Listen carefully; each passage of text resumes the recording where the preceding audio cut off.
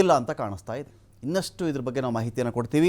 ಈಗ ನಾವು ಯಾವುದೇ ಪ್ರಶ್ನೆಗಳನ್ನು ತೆಗೆದುಕೊಳ್ಳುವಂಥ ಸಮಯದಲ್ಲಿ ಇಲ್ಲ ಅನ್ನೋ ಒಂದು ಮೆಸೇಜ್ ಕೂಡ ಇಲ್ಲಿ ಪಾಸ್ ಮಾಡಿದ್ದಾರೆ. ಹಾಗಾಗಿ ಇನ್ನೂ ಏನೋ ಕಾದಿದೆಯಾ ಪಾಕಿಸ್ತಾನಕ್ಕೆ ಅಂತ ಒಂದು ಪ್ರಶ್ನೆ ಹಾಗೆ ಉಳ್ಕೊಳ್ತಾ ಇದೆ.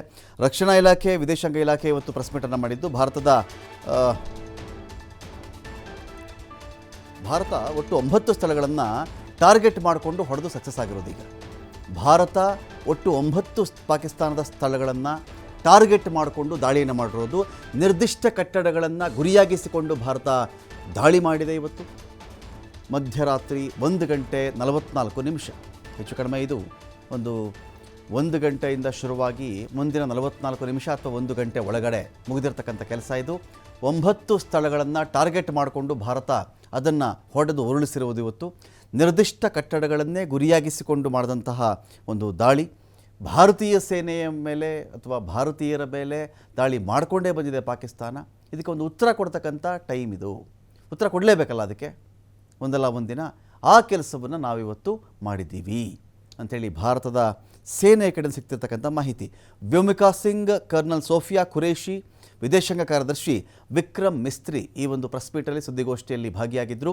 ಸಾಕಷ್ಟು ವಿವರಗಳನ್ನು ಅವರು ಶೇರ್ ಮಾಡ್ಕೊಳ್ತಾ ಇದ್ದರು. ಏನಂತ ಹೇಳಿದ್ರೆ, ಜಮ್ಮು ಕಾಶ್ಮೀರದ ಬಗ್ಗೆ ಏನು ಇವರು ಮಾಡಿದ್ರು ಕೆಲಸವನ್ನು, ಅದಕ್ಕೆ ಪ್ರತ್ಯುತ್ತರವಾಗಿ ನಾವು ಈ ದಾಳಿಯನ್ನು ಮಾಡಿದ್ದೀವಿ.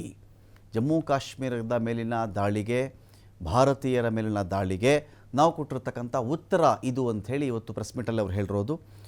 2 ದೇಶಗಳ ನೆಮ್ಮದಿಯನ್ನು ಹಾಳು ಮಾಡಬೇಕು ಅಂತಲೇ ಮಾಡಿದಂಥ ಒಂದು ಉಗ್ರ ದಾಳಿ ಇದು.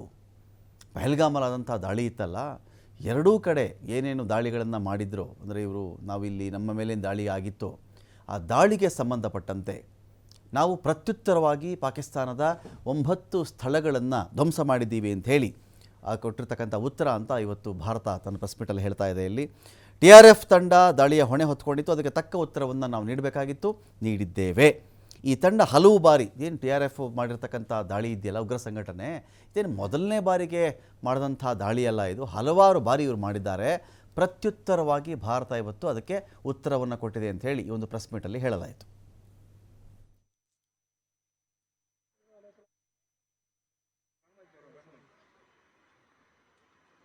ऑपरेशन सिंदूर के बारे में जानकारी देंगे। ऑपरेशन सिंदूर 22 अप्रैल को पहलगाम में हुए विभत्स आतंकवादी हमले के शिकार मासूम नागरिकों व उनके परिवारों को न्याय देने के लिए लॉन्च किया गया था। इस कार्रवाई में 9 टेररिस्ट कैंप्स को टारगेट किया गया और पूरी तरह से इसे बर्बाद किया गया। पाकिस्तान में पिछले 3 दशकों से टेरर इंफ्रास्ट्रक्चर का निर्माण हो रहा है। इसमें recruitment, indoctrination centres, training areas व लॉन्च पैड शामिल थे। सुप्रभात देवियों और सज्जनों, मैं कर्नल सोफिया कुरैशी और मेरे साथ विंग कमांडर व्योमिका सिंह आज आपको 6 से 7 मई 2025 की रात 1:05 से 1:30 बजे के बीच भारतीय सशस्त्र बलों द्वारा अंजाम दिए गए ऑपरेशन सिंदूर के बारे में जानकारी देंगे। ऑपरेशन सिंदूर 22 अप्रैल को पहलगाम में हुए विभत्स आतंकवादी हमले के शिकार मासूम नागरिकों व उनके परिवारों को न्याय देने के लिए लॉन्च किया गया था। इस कार्रवाई में 9 टेररिस्ट कैंप्स को टारगेट किया गया और पूरी तरह से इसे बर्बाद किया गया। पाकिस्तान में पिछले 3 दशकों से टेरर इंफ्रास्ट्रक्चर का निर्माण हो रहा है। इसमें recruitment, indoctrination centres, training areas व लॉन्च पैड शामिल थे।